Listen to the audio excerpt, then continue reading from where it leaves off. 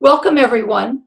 I'm Marianne Miller, founder and president of the Institute for Global Transformation. Our vision is a world working together to utilize the power, love, and wisdom of higher consciousness for the benefit of humanity and the planet. Today, I'm so excited to be interviewing theoretical quantum physicist Dr. Amit Goswami. Dr. Goswami is a retired full professor from the University of Oregon's Department of Physics. He's a pioneer of the new paradigm of science called Science Within Consciousness, which he explains in his groundbreaking book, The Self-Aware Universe, which is a really exciting book. I think you will all want to read that. Dr. Goswami has written many other popular books based on his research on quantum physics and consciousness. In his private life, Dr. Goswami is a practitioner of spirituality and transformation and calls himself a quantum activist. He appeared in the films What the Bleep Do We Know and its sequel, Down the Rabbit Hole, as well as the documentaries Dalai Lama Renaissance and the award-winning The Quantum Activist. We're also honored to have Dr. Goswami serve on our advisory council. You can visit his website at www.amitgoswami.org. That's www.amitgoswami.org. Today, we're going to be discussing his latest book, The Everything Answer Book, How Quantum Science Explains Love, Death, and the Meaning of Life. Welcome, Dr. Goswami. We're so excited to have this interview today. So good to be with you, Marianne. So in your book, you say that in order to understand quantum physics, we need a new worldview that integrates science and spirituality. Would you please elaborate on that for us? Yes, of course. Because the quantum physics gets locked up in paradoxes. If you use the existing paradigm, scientific materialism is the existing paradigm, and really it just does not work. I mean, it's very simple to see. Quantum physics says objects are possibilities, and then the possibility domain in which these waves reside, that's defined by a concept called non-locality, signal-less communication. And this signal-less communication has been verified by experimental data, so there's no argument here. And this shows that scientific materialism cannot handle it, because scientific materialism says there is only one domain of reality, space and time. And that domain is defined by speed of objects being less than or equal to the speed of light. Whereas in the domain of potentiality, non-local domain, things can communicate at infinite speed, violating the theory of relativity. So, in other words, there has to be another domain, and this is the main problem with scientific materialism. It just does not work to explain quantum physics, because quantum physics has fundamentally built into it this idea that there are two domains of reality. And then when you analyze what non-locality really means, instant communication really means, you realize it's oneness that mystics talk about. Which kind of oneness can it be? Because of the crucial role that the observer plays in terms of converting the waves of potentiality into actuality, we conclude that the consciousness, observer consciousness, is the only way to understand it. And when you analyze the measurement problem, you find that the observer's consciousness is not an individual consciousness, it's a cosmic consciousness. That's how the idea comes from, which I often state, that consciousness is the ground of all being. Quantum objects are objects of possibility for consciousness to choose from. There's no escape from this new paradigm. There's no escape. I think back in the 80s, I recall several different countries were doing some experiments with that and finding, I know of one that it wasn't the best experiment in the world. I felt sorry for the rabbits, but they hooked up a mother rabbit and took her into a submarine about 500 miles off the coast, and then hooked her baby rabbits up to a biofeedback machine. And when they harmed one of the baby rabbits, it instantly registered with the mother rabbit. Yes. Yes. This is the kind of proof that we need for quantum non-locality between brains, between bodies which are living, because the energy that communicates what was happening is called vital energy.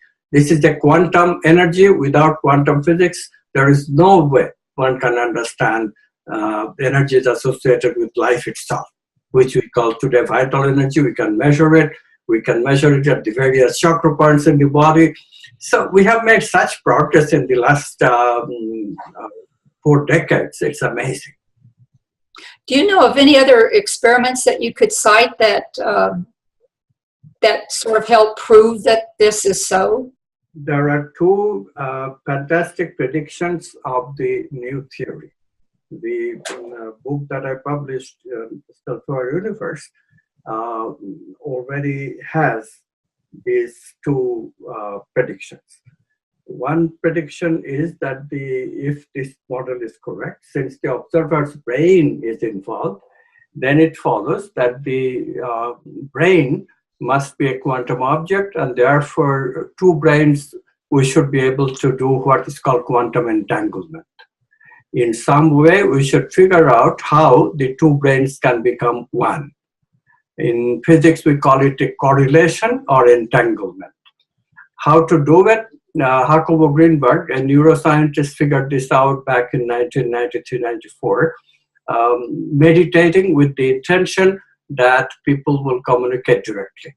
So when 2 subjects meditate with that intention that they will communicate directly without exchanging any signal, in other words, instant communication, and then they're separated. One is put in the original chamber, the other one is put in another chamber, but both chambers are Faraday chambers.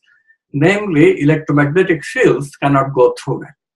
Neither can electromagnetic waves. So now both subjects are still meditating with their intention, and both of their brains are connected to electroencephalogram machines, which measures the scalp brainwave. So one subject is now shown a series of light flashes. The other subject is not shown anything. Guess what? The EEG readings of the subject who sees light flashes are more or less the same as the EEG recordings of the second subject who doesn't see any light flashes. Only one conclusion, that they're communicating without any electromagnetic signal. So if electrical activity in one brain can be transferred to an electrical activity in another brain. By the way, control subjects did not show any of this transfer potential. So then this kind of data is very hard to refute. No, this has been replicated in 24 laboratories now. So you cannot even raise the question of observer bias or anything like that. So You know, that's so interesting. I thought I actually, with a very, very good friend of mine, did that type of experiment many, many years ago. And I thought it was so interesting in your book that you explained that there's not a sender or a receiver, which I had always thought there would be a sender and a receiver. But you explained it differently, and I thought that was fascinating. Could you share that with us? Yeah, it's non-local. What happens is that consciousness, all objects are possibilities of consciousness to choose from, right? So when one brain sees light flashes, the brain becomes waves of possibility, states of possibility, from which consciousness chooses. Of course, the choice is compulsory because there is light flashes. But the other brain, although it has not seen any light flashes, but it has possibility of light flashes, of course, seeing light flashes. Every brain has that. So from those possibilities, consciousness chooses as close as it can find the right possibility that will correspond to what the first brain has seen, because the two brains have established unity between them through their meditative intention. This is the explanation. This is the only explanation that works. Consciousness mediates that communication. So if someone, how shall I say that? When they say, oh my goodness, this experiment worked, the person picked up what the other, and I'm going to have to use my old terminology here, what the other person was thinking, and the other person picked that up, and we would call that a success. Does that mean they both picked out the same thing? And if they didn't, we would call it a failure? Well, if they think the same thing at the same time, and better yet, if one person is thinking because there is a definite target that we know what he is thinking, right? Then if the other person can draw a picture of what this person is thinking, and then we compare the picture to the target that the person was seeing, that would be a equally astounding verification of this. This kind of distant viewing experiment has been done since the 1970s, when quantum non-locality was just beginning to get some traction, because John Bell proved the important theorem which makes the idea measurable. The original idea was because of Einstein, Podolsky, and Rosen, who suggested the original that if two objects come close, they will be correlated. But the verification idea came when John Bell did his work and David Bohm took it further, and then that opened the door to experimental verification. The first experiment was done in the 1970s, but not conclusive enough. And then Aspect and his group in Paris did the conclusive experiment in 1982. Wow. Ever since, the world of physics has not been the same, because we try to rationalize it in this way, that way. They never succeed, because an undergraduate now can verify, yes, there is non-locality in the world. And non-locality means that there are two domains in the world. One domain is defined by oneness. Now, who do you know that talks about oneness except the spiritual people, mystics, the artists, the musicians, the creative people of the humanities? Those are the only people. Science has never permitted the idea of unity consciousness, but science has to, because quantum physics is declaring it based on not only theory, but experimental data. You know, it's so exciting that science, quantum physics, is really proving what people who were into spirituality and so forth have studied for so many years. And with quantum physics proving it, it's just really exciting. You know, one of the other things I'd like to ask you about is, in the book, as I was reading, you would talk about actuality and reality. And if you could explain that a little bit better for me, I would really appreciate understanding that better. Yes, because the words get a little bit confusing. You know, reality, the word reality is very interesting. What do we call reality? The original idea of reality is that reality is that which is permanent. Make sense? For example, we still use the word real estate for denoting property, because property is more permanent than a person. A person can die, but the property goes on, lives on. Once you have established that, well, this person has this property, it's real estate, okay? So that's the concept of reality. Now, use that concept to differentiate between potentiality and actuality. In quantum physics, the actual experiences are momentary. When I'm experiencing, only then the manifest world exists. But when I'm not experiencing, manifest world disappears. So manifest world is the one that is very ephemeral, temporary, whereas the domain of potentiality is always there for you to actualize. So that is the more real. On the other hand, actuality is the word which is which can be used in a slightly different connotation. Potentiality is still potentiality. It can involve many facets of possibility. Like an electron, is it here? Is it over there? It can be many places at the same time because it's a wave. That's what waves do. They can be at many places at the same time. And then when consciousness chooses one of the facets, one position, then we find the electron in that position. That can be said to be an actualized electron. Before the positions were possible, now the actual position has been found. Okay. So we call that actualization. This way we avoid this argument about what is more real. Is it potentiality which is more real, or is it the ephemeral experience that we have that is more real? Okay, that makes a lot of sense. So, you read a lot of different definitions about consciousness. Could you give us your definition of consciousness? Well, first of all, let me apologize because consciousness is the ground of being, and everything is defined in terms of conscious experience.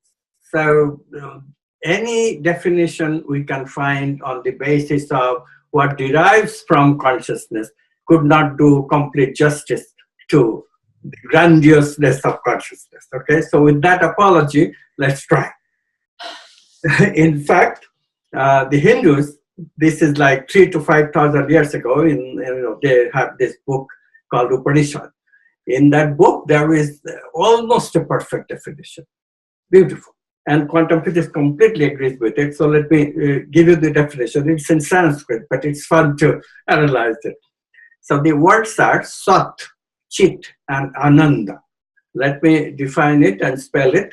Sat is S-A-T, and it means existence. Obviously, existence is a primary property of anything that we can talk about. Consciousness exists. It's the ultimate existence. It's the ground of all being. So existence is definitely a defining property of consciousness. Consciousness exists. Next is the word chit, C-H-I-T, but the T is pronounced softly, chit. So what does that mean? That means the fundamental aspect of consciousness that we experience. How do we experience it? We experience it as a subject experiencing objects that seems to be separate from us. So this subject-object split awareness, we can call it, to differentiate between the split versus consciousness, which can also exist in a non-split way when we call it unconscious. So that distinction, all of that is included in the word chit, where the idea is that a basic fundamental property of consciousness is going to be that it's going to give rise to subject-object split awareness in people that we experience. The third one is equally beautiful. This, by the way, requires quantum worldview to explain it. This subject-object, this idea that the world has subjects experiencing objects, this idea can never be explained by scientific materialism, where there is only object. Nothing can be a subject in that philosophy. Final word, Ananda, A-N-A-N-D-A. Ananda comes from the word Ananta, which is another Sanskrit word meaning boundless, no boundary. So the idea is so beautiful. When we achieve a consciousness in which there is no boundary, then we feel Ananda, which means joy, primal joy, bliss. So what is the objective of human life then? What is the objective of manifestation? There is consciousness. It got separated into subject and object. What is the idea of separateness? Because the unity is, of course, blissful. the idea is for the separateness to evolve towards unity in manifestation. Can we have the unity experience while we live in the manifest reality? Ananda. So Ananda defines the objective, the goal of sentience. In this way, all three aspects of consciousness, all three fantastic aspects of consciousness is defined. Let me ask you this. Is there any scientific evidence or proof that consciousness exists outside of the brain? Yes, there is. Thankfully, there are these near-death experiencers who first drew our attention to the fact that the brain is dead, as shown by EEG readings, as accurate as you can get. No doubt, brain is dead. EEG is not giving any reading whatsoever. In sleep, EEG gives a reading. Very slow waves, but there is a reading. In coma, likewise. But in death, no reading. And that's what we find in these people who die but are revived because of miracles of cardiac surgery today. And then when they are revived, they tell things that other people tell too. But that would still be subjective and could be criticized. So, very beautifully, one physician collected anecdotes, and many people have these anecdotes. So, and it could be checked with other people who are in the operating room. How? Because these people report what is called otoscopic viewing from the ceiling onto the operating table. And what they describe is intimate details of the operation. And that could be verified by asking the doctor and the nurse, whoever was present. So it's like distant viewing, but they are doing the distant viewing while they're dead. How can that be? Now, it so happens that in quantum physics, we have an explanation for it. It's called delayed choice. The consciousness chooses at the moment the person is revived. And then, going backwards in time, these experiences are also actualized. Okay. That's fascinating. Yes. We've all read about it. On top of it, mystics have been reporting this kind of thing all along. They call it nirvikalpa samadhi. That's the Sanskrit word. Samadhi, this experience of oneness without this separateness. Any experience requires separateness. But these people claim that they can get into a state where there was no separateness. Other people call it God realization because they are really with the unity consciousness. What is the definition of heaven? You are there with no separateness. And then they come back to ordinary consciousness and they report that they had that state. How can it happen? With delayed choice and with corroboration from near death, we can actually believe that those people do have something that is tangible. That's fascinating. And again, it's so exciting to have quantum physics explain so many of these mystical experiences and texts that we've read about for so many years. In your book, you also talk about, and I found this really fascinating too, downward causation. Could you talk a little bit more about that? It's just a name that spiritual traditions use. It nicely contrasts with the idea of upward causation, which is the materialist finding that for matter, cause is all resides in the elementary particles, the interaction of elementary particles. And then that cause rises upwards to atoms, to molecules, to bulk objects, including cells and eventually human beings with brain. So the idea is that the cause resides in the elementary particle interactions. We of course talk colloquially as if atoms have interaction between them, as if genes have interaction between them, but all that is just an expression. All the interaction, the force of the interaction, the energy of the interaction, they all come eventually from the elementary particles. This idea is called upward causation. But in quantum physics, upward causation only produces possibilities. And consciousness chooses from these possibilities the actuality. So that choice can be called downward causation, to contrast it nicely with the upward causation.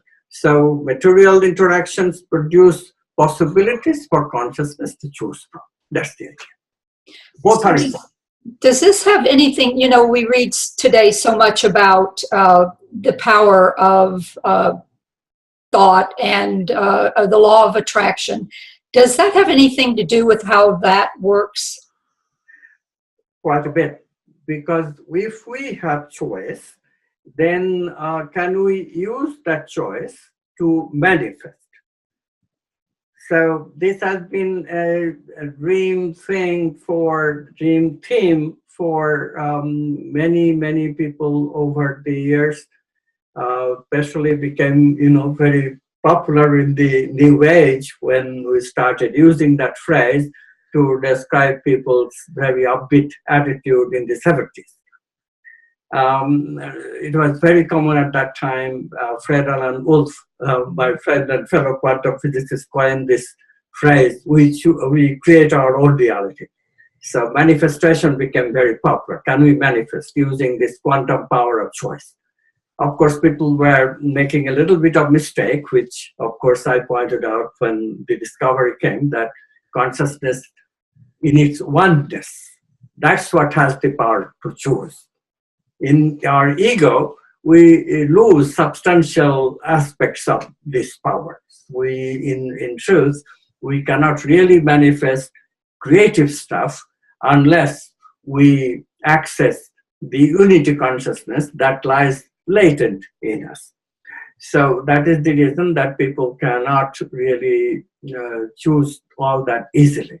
However, the attractor principle says that there are certain things that are attracted to us, archetypes like love, beauty, justice, truth, abundance. If we explore those things, if we want to choose those things to enrich our life, then our chance of choice succeeding in manifestation is much better. In my book, I talk about meaning and purpose. When you are exploring meaning and purpose, your chance of manifesting improves by enormous numbers.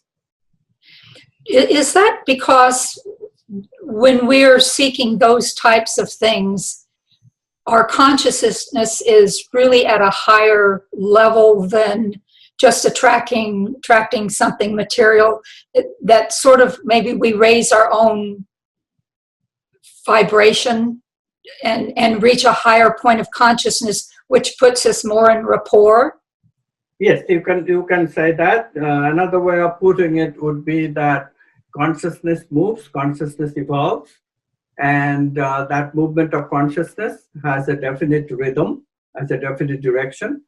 And when our movements of consciousness, ego consciousness, is in consonance with the movement of consciousness as a whole, then consciousness obviously will go along, will acquiesce to our intentions as well.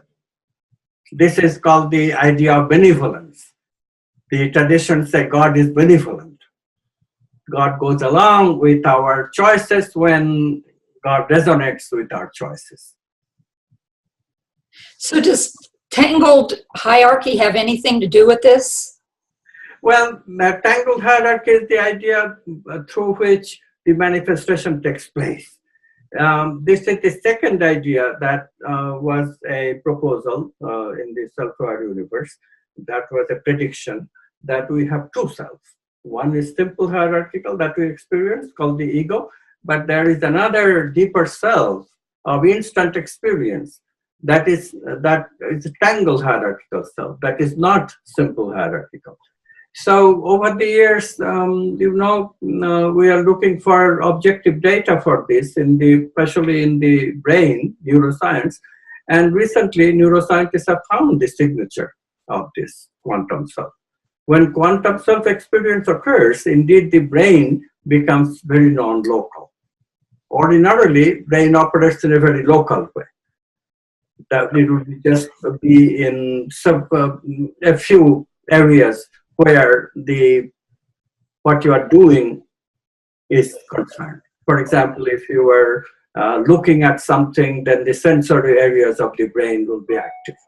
If you were doing something with your hands, then the motor areas of the brain will be active, but always very locally. Whereas with these experiences of the quantum self, all of a sudden, the brain just lights up all over. Not like epilepsy, not all over, but many different areas of the brain simultaneously become synchronized, as if a symphony conductor is moving his baton and playing the players to maintain the synchrony. It's an amazing thing. It has a specific signature. You know, our ordinary thinking produces beta waves in the skull, which an EEG machine can measure, beta frequency, which is about 30 hertz. But when we have the quantum self-experience, the brainwave frequency becomes 40 hertz. This is called gamma wave. So when these experiences take place and brain has synchrony all over his body, then we get this profound gamma waves called gamma burst. So not only there is a symphony conductor, but there is a signature of when the symphony is working. And that signature is this gamma burst. It's so great that you can actually record this. Yes. Now there's measurement. So there is really two selves. One self in which brain operates pretty much locally, and the other self where the brain suddenly becomes non-local, suddenly becomes quantum. You know, just recently you mentioned the power of intention. Could you talk a little bit more about the power of intention and how that affects everything?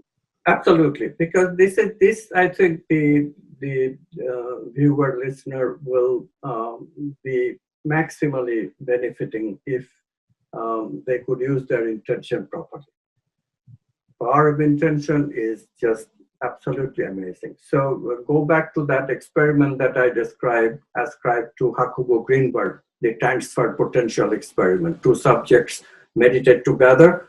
So what do they meditate on? They meditate on their intention of being one. So just the intention of being one produced the oneness. This should give us a hint that intention is very, very important to relate to that unity consciousness in which our power lies. We have some choosing power in the ego, but those choosing power is from our memories, from our past learning. Yes, we can choose things that we have learned already. I need to drive my car. I can go to the car, sit on the driver's seat and drive the car away. Nobody is going to take away that power to choose of that particular action. But it's only things that we have learned. How about things that we have not learned before? Those are the things where we need the power to create. Power of that downward causation, power of that oneness consciousness. And so how do we reach it? The first step is intention. We reach it. Another important word here is attention. We pay attention to the situation and then make an intention. We are better in our intention. We already have covered this when we are aligned with the movement of consciousness, which means that we have meaning and purpose that we are exploring.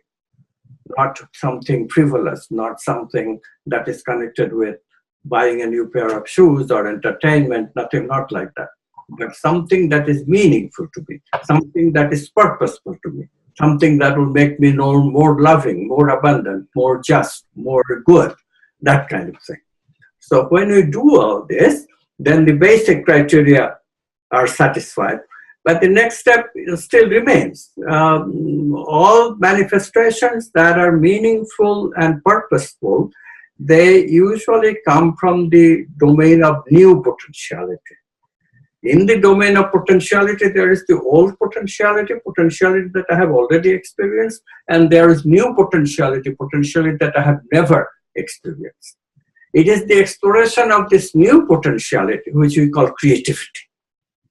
And when we are creative, that's when we are using our intention most fruitfully.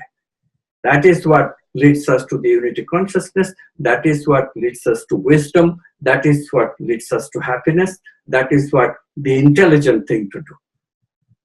I call it awakening of intelligence, when we are choosing this meaning and purpose of our life to be significant things like archetypes. So intention is really one of the most powerful powers we have. Yes. Intention is the way to awaken our power. We have enormous power to choose reality. We can, and we have to begin somewhere. So we pay attention to what is going on in our life. When we do that, we become aware that some things come to us. We call them intuition. You can call it attractor principle working. These archetypes are attracted to us. So we become aware that something is going on here which will open up meaning and purpose in our life, and that requires attention. At that point, we start making intention. Let me be attentive, let me explore these archetypes, let me manifest these archetypes in my life. And that is everything.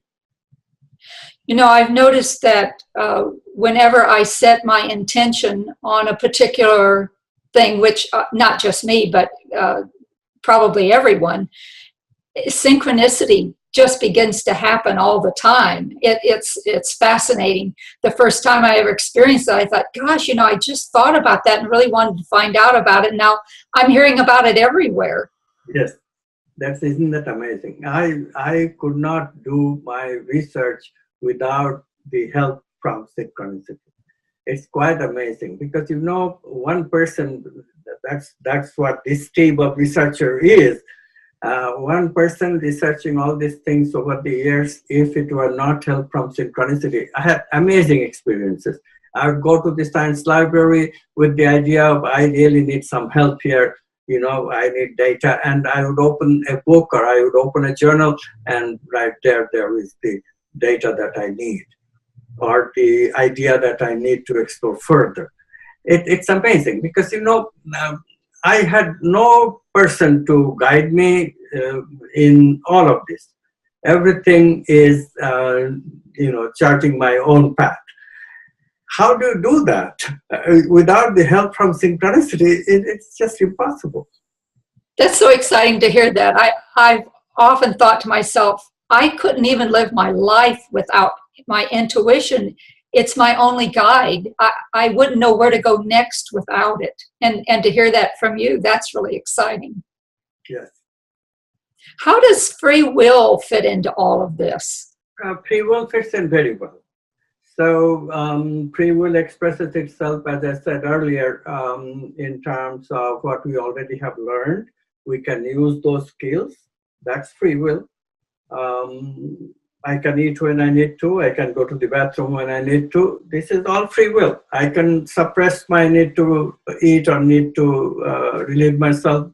That too is free will. So people who say that we don't have free will, they're not right either. However, all these freedoms have a caveat. The caveat is that even before the freedom is expressed, the brain must start acting already. So something is cooperating. The unconscious is cooperating. Unconscious cooperates with our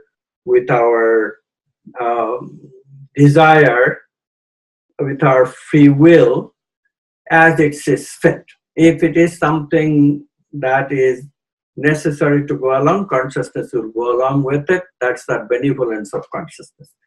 And indeed, the brain data shows that, for example, if I say that I'll express my free will by raising my arm, the neuroscientist could predict that Amit will raise his arm by looking at a EEG machine hooked to my scalp. And so, in a sense, brain scientists can claim, if they can predict that I'm going to raise my arm, where is free will? Legitimate criticism. However, another neuroscientist, Benjamin Libet, he showed some time ago that even then, even in this case, the subject retains some free will. So there is a time lag between our thinking about raising our arm to demonstrate free will and actually doing it, about 200 milliseconds. So what Libet did, told his subject that as soon as you think that you will raise your arm, don't raise your arm, resist it. And most subjects could resist it, showing that free will to say no is the most fundamental free will that we always have. We can always say no. So you know that phrase, just say no, in connection with drug addiction that Nancy Reagan made famous, it's not entirely wrong. I mean, that is expressing a fundamental amount of wisdom, because we do have the freedom to choose no, always. We never lose that freedom. And we did use our free will to decide to raise our arm also. Yes, yes, of course. Yeah, that makes a lot of sense, because so many people say, no, everything's predestined. I have very little to say about my life. And for me, it's illogical. Yes, I think the quantum worldview really is doing us a tremendous service this way, because the religious worldview said we don't have free will because it's all God's will, all destiny. And the scientific materialists say we don't have free will because we are machines, so we cannot have free will. So both sides, both of these worldviews, which are competing right now, giving us this huge worldview polarization, both of them don't believe in free will. But here is quantum physics and quantum worldview, and it restores free will. Fortunately, scientific data is proving that yes, quantum worldview is the correct one. We do have free will. Okay, so if it's okay with you, let's move on to the three components of personal transformation, which you say are right thinking, right living, and right livelihood. Would you like to elaborate on that a little bit? Yes, of course. This is all teachings of spiritual tradition. This is exactly how the Buddhist tradition, for example, puts it. It's right thinking, right living, right livelihood. It is particularly apt today to think in this way. Why? Look at the worldview confusion. Religious worldview has something good in it, namely it upholds values. And those values are good.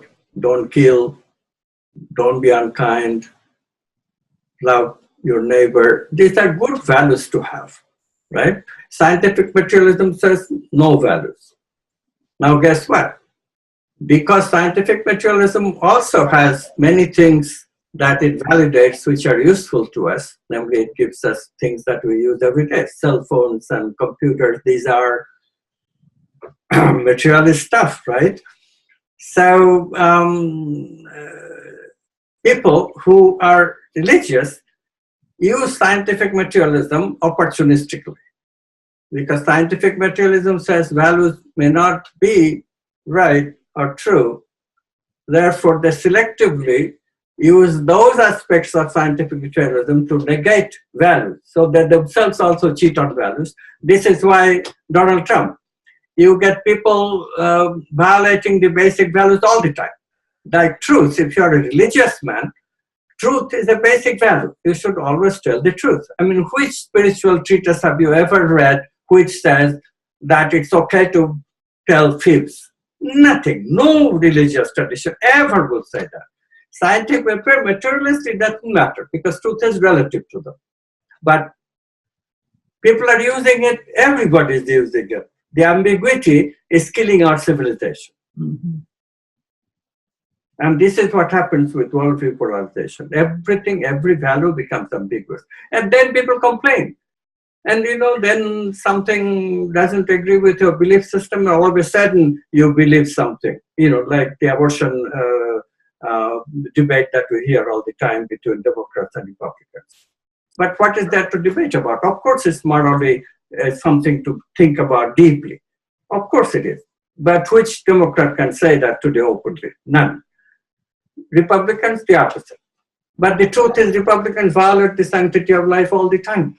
Because in other situations, they would invoke scientific materialism to justify, oh, there is no need for worrying about values. And this is what I'm talking about. Value ambiguity has been ruining our civilization. Some of them are politically explosive, so we hear about them. Other things happen in a way that we don't even see, like this assault on truth.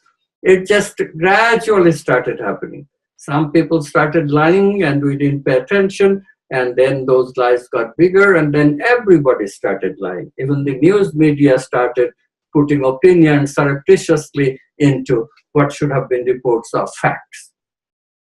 Now you cannot find facts anywhere. You go to internet, full of fibs. You go to newspapers, you don't know which is fact without any person's opinion. You cannot have that. So you really are hard pressed today to find things of those values that reflect those values like truth. We cannot have a civilization like that. It's a slippery slope, and once you get started on it, it doesn't have a good ending. Yes, doesn't have a good ending. Of course, in this case, there is a good ending because the worldviews, both the worldviews are incomplete. And quantum physics is saying that, look, we can integrate them, taking the best of both and throw out the ambiguous part. There is no ambiguity about values. Values are archetypal. They have truth value. And truth is absolute, just as consciousness is absolute. You know, one of the things you said in the book, it really struck me because I feel so strongly about it. You say that if only a small number of people transform, the whole of humanity can transform. Would you talk a little bit more about that? Yes, definitely. You know, the thing to look at, and Rupert Sheldrake was the scientist that attracted my attention to this. He wrote a couple of very good books on this already. If you look at our instincts, you wonder, where did instinct come from? Instincts could not be due to genes. People assume that they can be, but that is genetic determinism. It has no basis. Genes are fundamentally instructions to make proteins, and that's what they do. They do not have much to do with behavior. Occasionally, they do affect behavior. That's because if they don't make the appropriate protein, then of course behavior will be affected. But not because they affect behavior directly, not like that. Instincts are so amazing that, like take an egg. How does the little chick inside know which spot to hit to get out? There's only one weak spot in the whole egg. But they know instinctively they know what to come out. This kind of thing. And it couldn't be in the genes. So where do they come from? So we say, well, they come from another kind of field. There are fields from which this kind of evolutionary learning can actually propagate from one generation to another. It's not just through genes. Sheldrake called them morphogenetic fields. These fields also propagate from one generation to another generation to another generation. And that is the basic idea that we need for suggesting the following fact. We know that things are lawful, certain things like physical things, physical laws, they do operate. But for the human being, it's not just the physical laws. Physical laws act on our physical body, but our mind and vital energies that we feel, those things are programmed. They're not law. They're not physical laws. They're programs that consciousness makes while using these bodies. Programs of behavior, programs of function. And programs, in computer analogy, in other words, the body, physical body gives us the hardware, and the mind and the vital energies that we feel, they give us the software. Consciousness uses them, consciousness experiences them, the experience makes memories. Those memories can be thought of as software that is made on the hardware. Brain makes software of the mind, body makes software of the feelings. So once you understand that way, then you can now understand, suppose I am a very loving person. I explore the archetype of love and I realize what it is, and then I start loving people, and my brain now has love circuits within it because I have a loving life. You were talking about integrating thinking, living, and livelihood. This is where it's coming in. Thinking, the right thing, that archetypes are important. Living, I live, I change my software. I change my software for the better. And livelihood, obviously, if my livelihood enables me to live that way, that would be the best livelihood. For example, right now, my livelihood is wonderful because I teach and I write. These are specifically the things that contribute to my living, like becoming a loving person. So will my ability, my brain circuits of love, can they affect other people in the future? This is the question. They couldn't, because genes will not get into these loving programs that I generate. Because long time ago, biologists could prove that information can never go from proteins into DNA. Agreed. Agreed. However, information can travel also to the morphogenetic fields, and that's where my software will be carried in non-locality of morphogenetic fields. They can take it to future generations. There's only one caveat. It's only my software will not do. The software of a large number of people would be necessary to make a threshold. So we suspect that maybe 10 to 15% would be enough of a threshold. So the more of us who work towards that, who work toward world goodwill, love, compassion, and so forth, that's going to strengthen that morphogenic field to where it'll blossom out into the entire world. Precisely. Precisely. That's what we're all about. That's the most important thing I think we can do. I think we individually can do that in our own homes. We don't have to even leave our homes to help the entire human race and to help the planet. Each of us can do that in our own little corner of the world. Well, it would be nice if we can do it collectively. Oh, true. The point is that this memory, the software, is non-local. That much we have already proven. So that is not a problem. But the non-locality is taken most advantage of by actually expressing the non-locality with others. Because remember, the two people have to interact in order for non-locality to be manifest. That we need that manifest non-locality. We had that before. Societies were tribal. So people had this connection with feelings. Like you described the rabbits, they had connection with feelings. Plants have the same connection. But as human beings, we have lost those tribal connections that existed in our previous eras of civilization. We have to bring that back. Of course, right now we are moving in the opposite direction, but I think we can bring it back.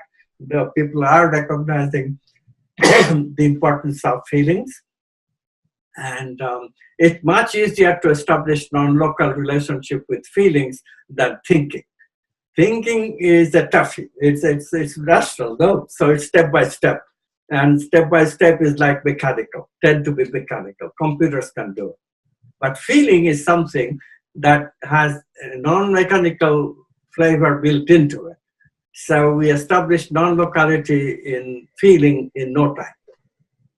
So then it's very helpful to form communities that can work together consciously towards this end.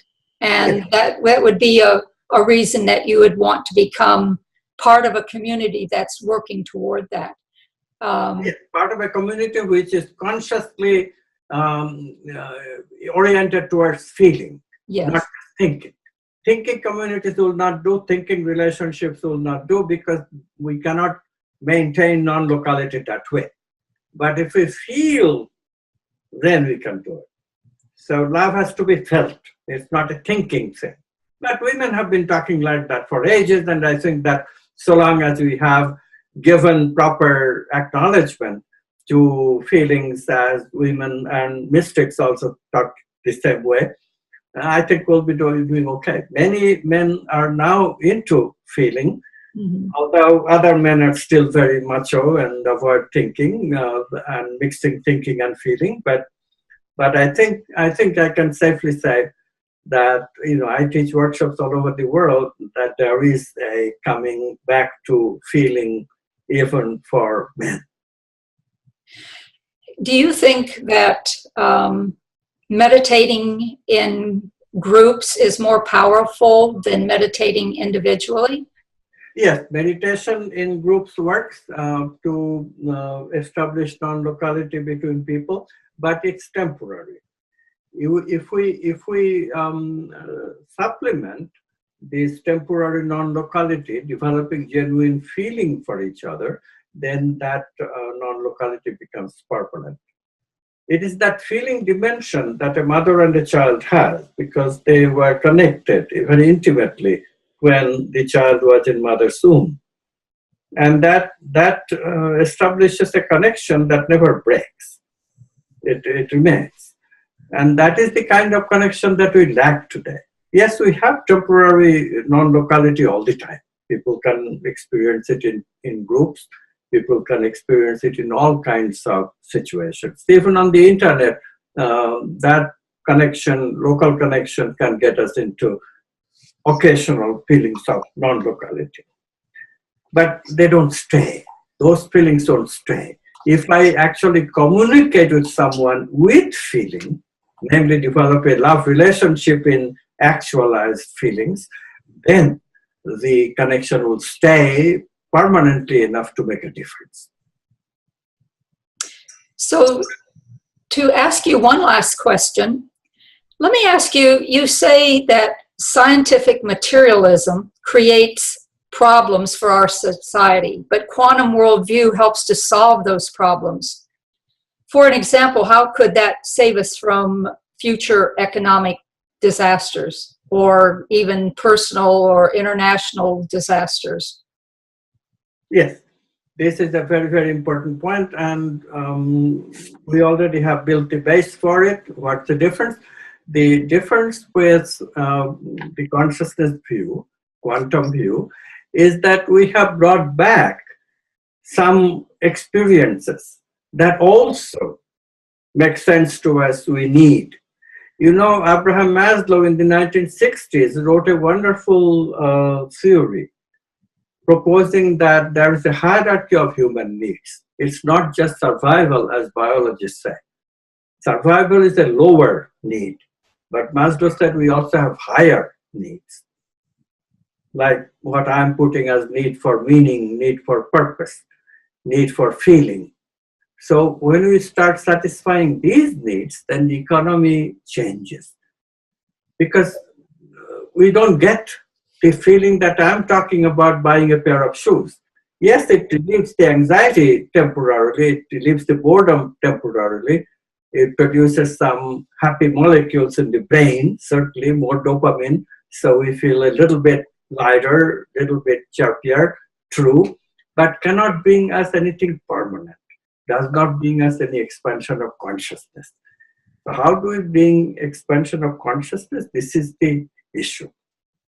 And this is where we have to really look into the situation with the quantum worldview. Because in the quantum worldview, we have to satisfy these higher needs. We really need feeling. How do we get them? Except as a market product. Can we make a product which gives us a feeling instead of just a material good which will give a temporary molecular excitement?